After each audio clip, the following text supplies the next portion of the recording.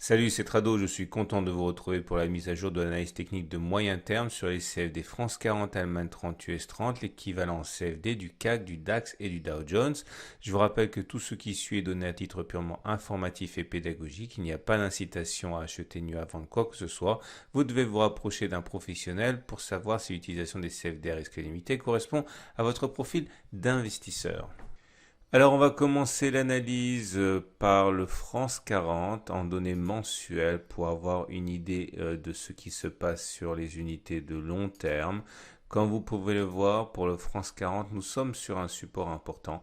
Cette zone globalement comprise entre 3774 et 4220 est une zone sur laquelle, je vais le mettre en données mensuelles, on comprendra mieux. C'est une zone sur laquelle les rebonds ont été très clairs depuis 2014. C'est une zone qui n'a jamais été enfoncée en clôture depuis. Et nous avons notre résistance de référence sur les données mensuelles qui est à 6014, 6090 à peu près. C'est le plus haut qui a été atteint en janvier 2020. Alors si on descend d'une unité de temps, voilà ce que l'on a. Comme vous pouvez le voir, la tendance elle est baissière. Nous sommes en dessous de la M20 qui descend, en dessous de la M50 qui descend, données hebdomadaires. Donc là, la tendance est clairement mal orientée et nous avons tout un ensemble de résistances qui, à partir de maintenant, pourrait bien freiner l'évolution du France 40, à commencer par cette zone ici, comme vous pouvez le voir.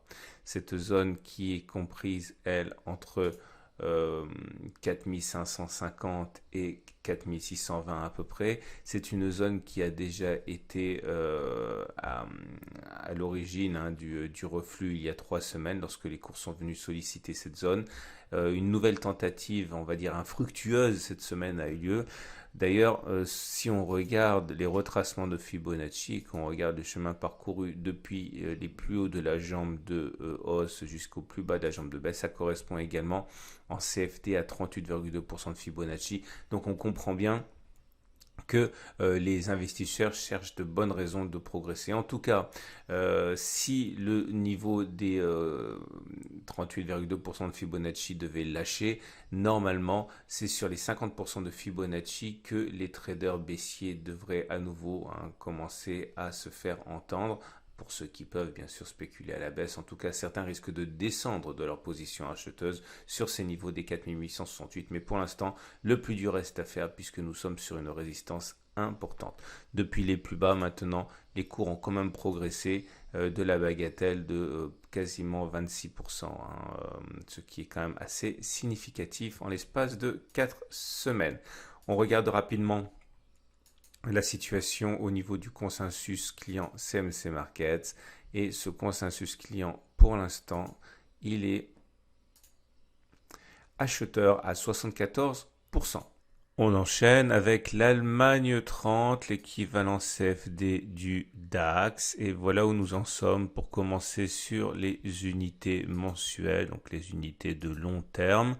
Et nous sommes là aussi de manière évidente en train de rebondir sur un support de long terme compris entre 8330 et 9287. C'est une zone qui a préservé les cours de l'effondrement depuis 2014. Pour l'instant, la tendance est baissière, mais légèrement baissière, car si la M20 mensuelle est toujours descendante, la moyenne mobile à 50 mois, elle est toujours ascendante.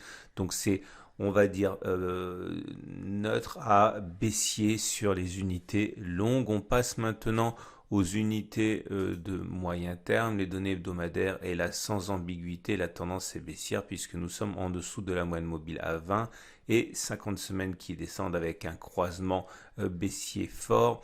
On regarde les éléments graphiques intermédiaires. Nous avions ici une chose importante, à savoir un support qui a été cassé et qui en toute logique, c'est-à-dire théoriquement, aurait dû devenir résistance. Il n'a pas été résistance, il a été franchi après quelques hésitations. Il demeure que maintenant, donc, il apparaît que ce support, cette résistance, le marché n'en veut plus. La prochaine est juste ici, vous voyez, pour les mêmes raisons. C'était un support, un petit support qui a été cassé et qui a donc potentiellement changé de polarité en devenant résistance. Donc il faut maintenant se méfier des 10 881, 10 945, mais attention, la tendance est baissière, donc à chaque fois que l'on rencontre une résistance, c'est avantage et ballottage favorable au baissier. Alors regardez maintenant la progression depuis 4 semaines, elle est très significative puisqu'on est à 35% en 4 semaines. Et si on regarde la situation depuis la baisse de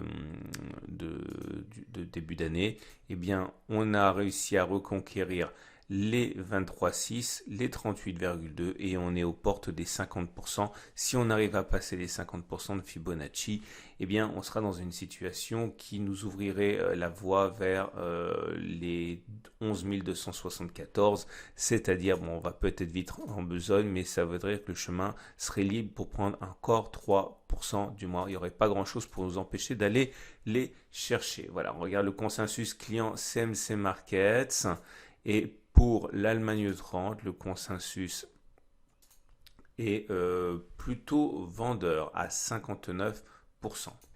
Et on termine avec l'US 30, l'équivalent américain CFD du Dow Jones. Comme vous pouvez le voir, nous sommes sur une zone de support importante, ici entre 17 866 et 18 560 à peu près. C'était une zone de résistance qui a maintenu les cours sous pression pendant 2 ans quasiment, qui a été cassée, qui a donc changé de polarité en devenant support. C'est pour ça qu'on a rebondi dessus. Et nous avons également une tendance qui n'est pas très baissière, loin s'en faut. Nous sommes bien en dessous de la M20, mais pour l'instant, nous nous sommes hissés au-dessus d'une M50 qui est toujours ascendante. Donc la tendance est plutôt, pour l'instant, mais on n'est pas à la fin du mois, sur cette unité de temps, plutôt en tendance encore légèrement haussière. On regarde les unités de temps hebdomadaires. Et on voit par contre que c'est un autre son de cloche avec une tendance baissière. Les cours sont sous la M20 et sous la M50 qui descendent.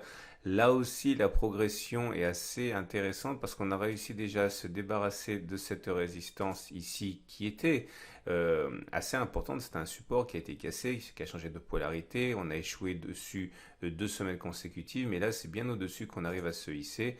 La prochaine résistance, elle est là. On est déjà quasiment à son contact. Ça va vite parce qu'entre deux résistances, il n'y a pas grand-chose qui nous empêche d'évoluer. Et la prochaine résistance, elle est là entre 24 560 et 24 727 à peu près. Mais attention, encore une fois, même si sur ce coup, ça n'a pas fonctionné cette semaine, puis, 2 fois, mais pas 3, sur la résistance des 21 500, 22 290, il demeure que lorsqu'on est en tendance baissière, les résistances doivent être prises au sérieux. Et nous avons donc une situation pour l'instant où la progression de l'indice américain depuis les plus bas est plus 34%, excusez du peu, ce qui nous amène à une baisse depuis les plus hauts qui n'est plus que de 17%, 18%, donc une baisse importante, mais quand même assez classique, on va dire. On retiendra qu'en termes de Fibonacci, pour l'instant, on a réussi à s'affranchir de la barre des 50% de retracement. On est maintenant en train d'essayer de rejoindre les 61,8, zone sur laquelle les traders baissiers, sans doute, affûteront leurs armes. Voilà, mais pour l'instant, on est au contact quasiment de la prochaine résistance qui est à 24 560. C'est terminé pour l'analyse du Dow Jones. En tendance baissière sur les 3 indices en données hebdomadaires. Alors, en tendance mensuelle, par contre, de long terme, c'est moins clair, mais on est toujours malmené sur les unités courtes. Regardons pour terminer le consensus client CMC Market sur l'US 30. Il est pour l'instant vendeur à 63%. Pas beaucoup de traders pensent à une continuation du mouvement. Je vous souhaite une excellente journée et j'invite à regarder à la fin de cette vidéo l'autre analyse technique pour la préparation de la semaine de trading.